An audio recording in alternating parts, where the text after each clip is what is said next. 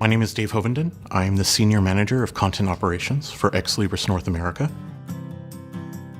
With the central index, it's really important to have everything that a library has, whether it's their catalog records, their digital collections, their institutional repositories, along with all their e-resources, all of the journals, all of the books that they may subscribe to, in one place to make it easy for their patrons, their researchers, their faculty, or even themselves to discover and find whenever they're looking for something. And for a knowledge base, with so much electronic resources out in the world, you want an easy way to be able to track all of that. And that's the biggest benefit of a knowledge base, is it's all in one place. We work with all sorts of data.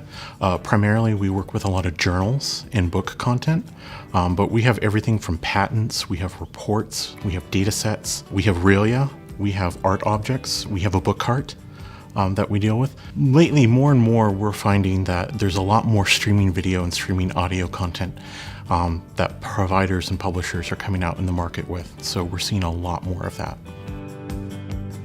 What metadata is important for discovery? All of it. So we definitely are looking for things like the title metadata. We have to know what something's called.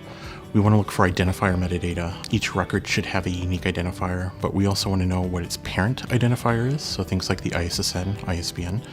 We want the citation metadata, volume, issue, publication date, publication place, author, who wrote the piece of content.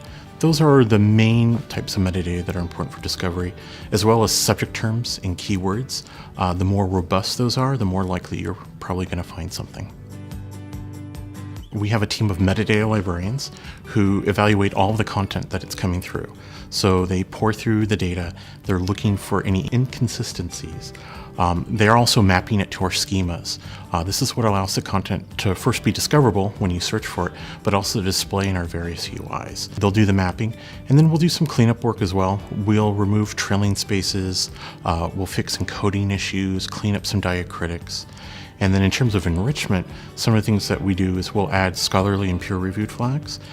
We also have some citation trails. They're applying their subject matter expertise.